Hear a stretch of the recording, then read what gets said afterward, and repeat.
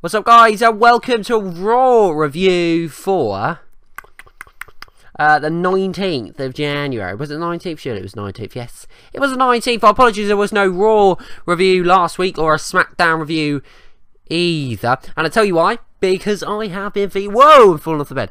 I have been feeling terrible at the moment and just weren't up for doing the video. So I do apologise about that, but... we're back now. By the way, I thought SmackDown was very, very good. The first SmackDown on Friday. I thought it was very good. Raw last week wasn't great. However, this Raw, let me start with the positives. If it wasn't for doing this review, my thoughts on Raw and that would be, oh my god, what a show. Heading into Royal Rumble. It's got me pumped, etc, etc. Which it has, but because of this review, I have to remember some of the negative aspects as well. But so much happened on Raw tonight or last night.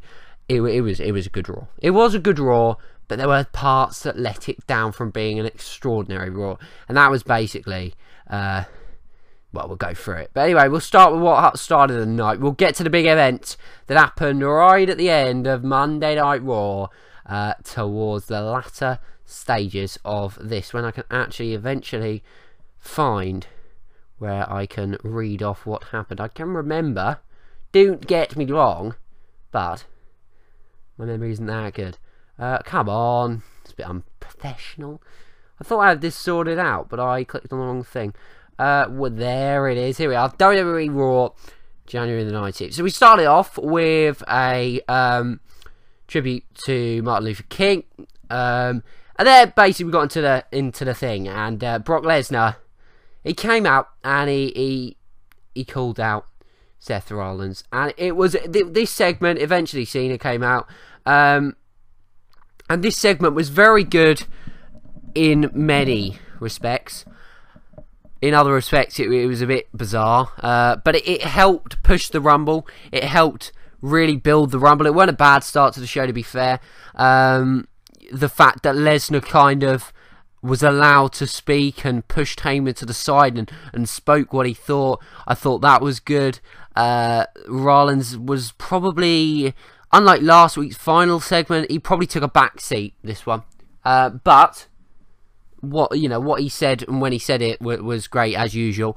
John Cena was the main thing about this segment, and at the end, basically, Triple H offered John Cena the opportunity in the main event, if he could win a match in the main event, that Eric Rowan, Dolph Ziggler and RYBACK would be rehired. However, if John Cena lost his Royal Rumble match in the Triple Threat match, he would not be in the Triple Threat match, and it would become a single match between Seth Rollins and Brock Lesnar for the WWE World Heavyweight Championship. So yeah, I mean, that first segment, it was good. Again, I think this one ran over a little bit longer than recent ones, but a decent opening segment to open Raw. We then had Daniel Bryan back in the ring against Bray Wyatt. This is a decent match. They have good chemistry in the ring. Bray Wyatt's a great athlete and a great wrestler. He's very, very good, and it's great to see Daniel Bryan back in the ring, looking very good.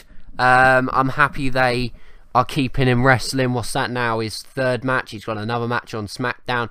So I'm happy that they are doing that and keeping him and his momentum going. Although he didn't win tonight, it was a uncleanish win from Wyatt. Kane causing the distraction and Bray Wyatt picking up the win, which is another win for him, which once again signals that the rumour of Bray Wyatt versus The Undertaker at WrestleMania could be a bit more truth in that than just bullshit, basically, because he keeps on winning, which means there's something big for him up ahead. And I don't think that it's winning the Royal Rumble, but although he's in it, and he is a dark horse, because if the title goes to Cena at Royal Rumble, not saying they'd want to do Wyatt again, it's just whether, it's unlikely, but who knows. I think the Royal Rumble is going to be a face winner this year. But yeah, this was actually a really good match.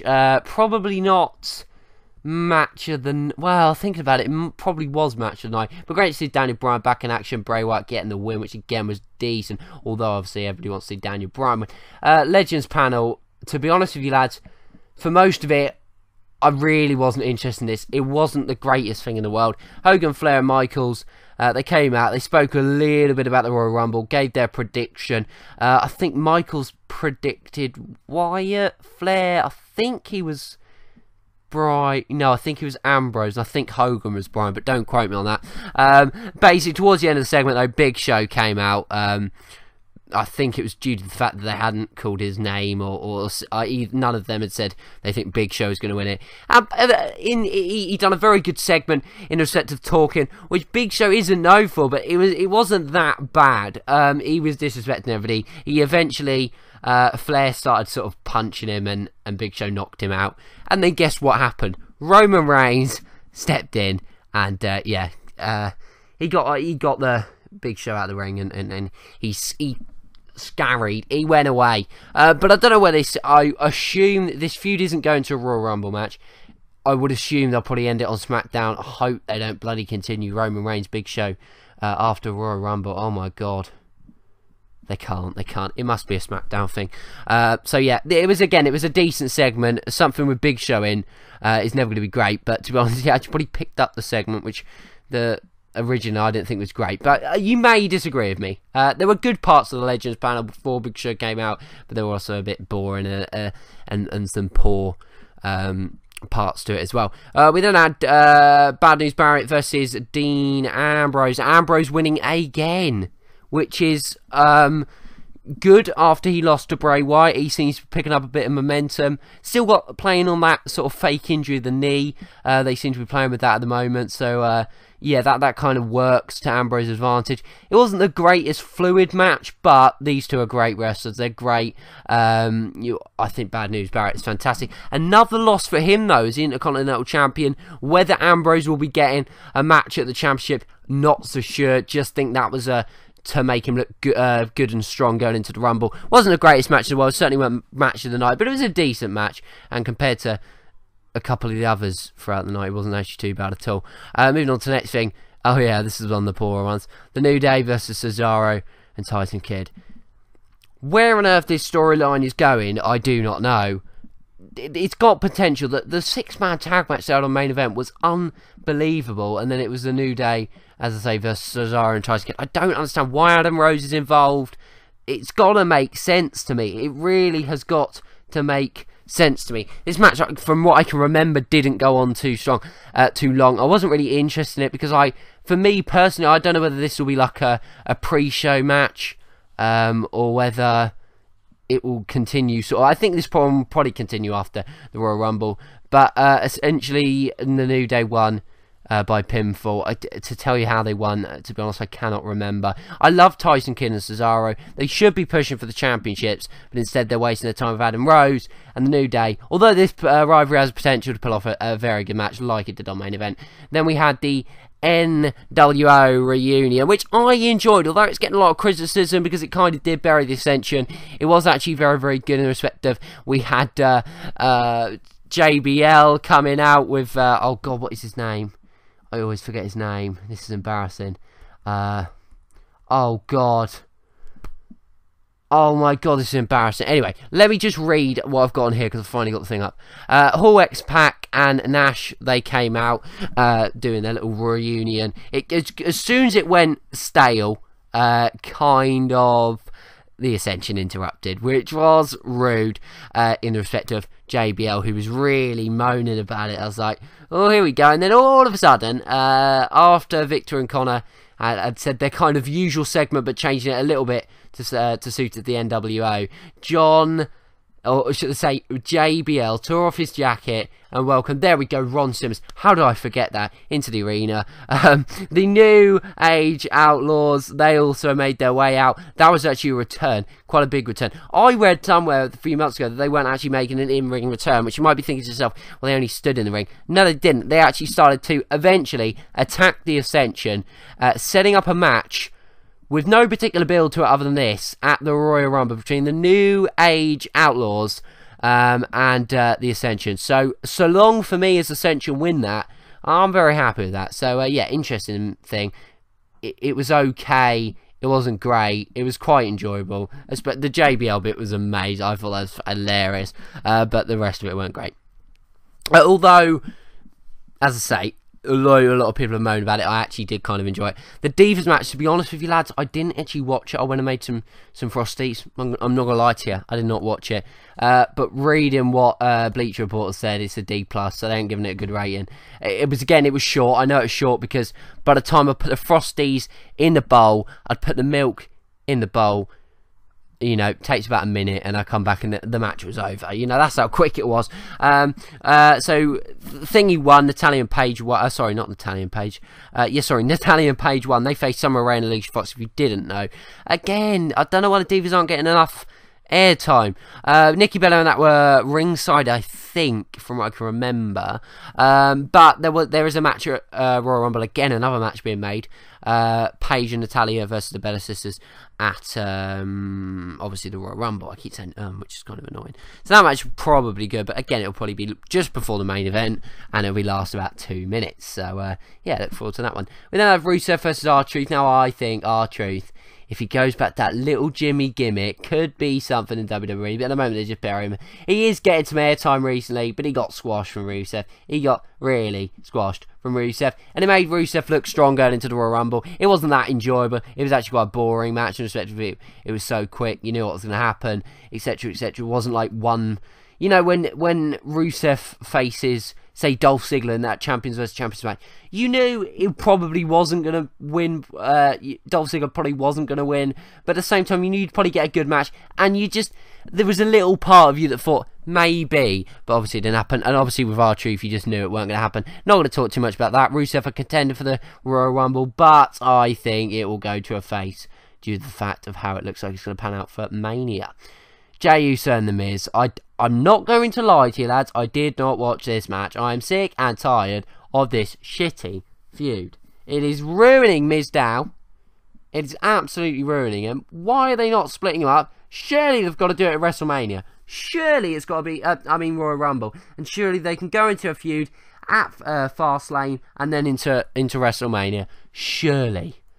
Why is these stupid matches always going on? It's always Jey Uso versus The Miz, and it's so boring. But anyway, in the end, Jey Uso won via pinfall. Obviously, they've got a match at Royal Rumble in respect of the Usos and The Miz and Damien Sandow for the Tag Team Championships. To be honest with you, I'm really not looking forward to this match. I'm sure it'll be a good match. It's got the potential to be. They've created good matches, but it's just been another feud that's just been completely, utterly overbooked. Then we had the big one. John Cena versus Seth Rollins versus Kane versus Big Show. Yeah, you heard me right. John Cena versus not one, not two, but three men. It was going to be another John Cena miracle moment, bringing back Ziggler, Rowan, and who's the other one? Ziggler, Rowan, and RYBACK. Oh my god. Oh, my brain today is retarded. Or would it be that Seth Rollins, Kane, and Big Show would stop John Cena from going in the big match and the triple threat match at the Royal Rumble? This was a pretty predictable outcome. I just didn't know how they were going to do it, to be honest with you. I didn't think they'd do it where he pins them cleanly, but I knew pretty much they wouldn't take him out of the main event, so I knew he was going to win. John Cena eventually wins. Dolph Ziggler, RYBACK, and Rowan had their jobs back. You can probably see in the title of the video. But the way they won was... The way John Cena won was fantastic. Essentially what happened, there were a few distractions. Big Show speared John Cena out of the ring, put him back in. Kane chokeslammed him. Then he got attacked to Seth Rollins. I can't remember what happened, but I think it was Seth Rollins was going for the curb stomp, and the camera changed, and Stinger was there on the VT, on the big screen there. And I mean, one of the funniest things about this segment, for me personally, was when JBL went, "It is a picture of Sting." It was just retarded. But anyway, it clearly wasn't a picture of Sting. Sting started moving. His music hit. He went through the little apron, whatever you want to call it. Out he came. pointing to Triple H. And let me tell you for one thing, I cannot wait for Triple H Sting at WrestleMania. It weren't going to be Undertaker Sting. It's going to be Triple H versus Sting. And I can't bloody flipping wait. It was amazing. He pointed to Triple H. They all distracted. John Cena rolled up Seth Rollins. He beat 3 of them. Ziggler, RYBACK, ROWAN back just in time for the Royal Rumble, which is good. And then Sting kind of went away. Triple H went fucking mad. He was like flipping shit, you know, chucking in at table. I don't know what he was doing, but essentially then John Cena was like dancing in the crowd with everybody, which was a bit, well, I say dancing, he was like jumping up and celebrating, but the whole Sting thing was extraordinary. Sting kind of, I was like, it's like, bearing in mind it's 7 o'clock in the UK when I'm watching it, because I just got up getting ready for school, and I'm like jumping on the sofa, just finished me Frosty, jumping on the sofa. It was hilarious. And then all of a sudden Brock Lesnar came out. For some reason I thought it was someone returning, because me being a retard thought I'd never heard the music before. It was someone big that was returning, and then I realised it was Lesnar, which was actually quite good. Lesnar came out. The big thing that Lesnar done, he hit the Big Show with an F5. Seth Rollins retreated, he ran, and let me tell you, Raw ended in a absolute amazing way. It ended the way a Raw should end. I don't care whether it's a Raw going into a pay-per-view or not. That's the way the Raw should end. Not the fucking way Raw ended for the past couple of weeks with John Cena Appreciation Night and when the Authority came back. Just retarded endings to the fucking, excuse my French, to Raw. This week was better. It's got me pumped for the Royal Rumble. I'll have WWE Royal Rumble predictions, hopefully with the 3 men as well, Alex, Lyle and Harry. They'll be back on a thing, and we'll be doing a full Royal Rumble preview and predictions. We are just a few nights away from arguably the biggest night in wrestling history. Okay, that's an exaggeration. One of the biggest nights in the respect of WWE, because after or at the Royal Rumble, guess what starts? It's WrestleMania season, and I tell you, I can feel it. I can't wait. Good, decent Raw, to be fair. Could have been better in the mid segments, but a lot was, let's be positive, it was a better Raw than we've had the last couple of weeks. And that is basically it for this episode. What do you think of Monday Night Raw? Predictions for the Royal Rumble coming out soon, and I'll see you next time. Goodbye.